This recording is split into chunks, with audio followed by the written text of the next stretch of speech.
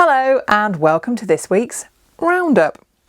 On the Small Business Big Network podcast this week, you can hear me talking to Dan Knowlton about all things marketing and how it's important to make sure that you're networking in the right places.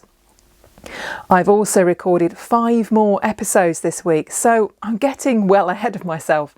Listen out for conversations with Rayhan Mogul, Barbara Gill, Jodie Neumann, Chanel Richardson and Gemma Adair coming over the next few weeks.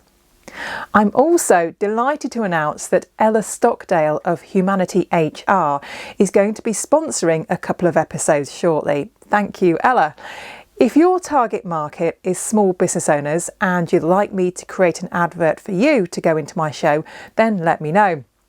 Sponsorship starts from less than £100 and listeners take more notice of something that's being endorsed by a podcast host like myself than many other forms of advertising. On Monday, I attended the Business Boardroom, which is a monthly event run by my business coach Sheena Wyatt of Kapow Coaching, and it's for her coachees. It's a great opportunity to get to know each other better and find out how we might be able to help each other too. On Tuesday morning, I went along to the online Net for Biz meeting, which is run by David O'Brien. Every week, someone, it's usually David, shares a 5-minute presentation on something interesting and useful. This week, David shared a video about cutting-edge robots that are being developed right now. There were some incredible machines and some were frankly a little scary, though the ones that are being made in a more canine form were quite cute. On Wednesday, I went to my favourite networking meeting, which isn't like networking at all, Wired Curry, which this week was in Hull.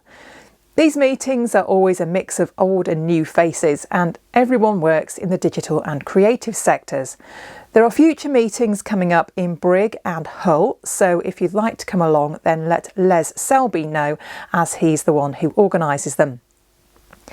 Yesterday was the annual Doncaster Business Showcase, which is always the best expo of the year in this area.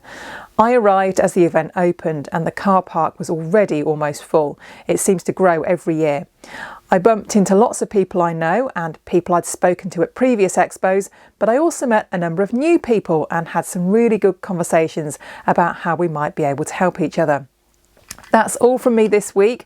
Have a great weekend and join me again next time for another Roundup.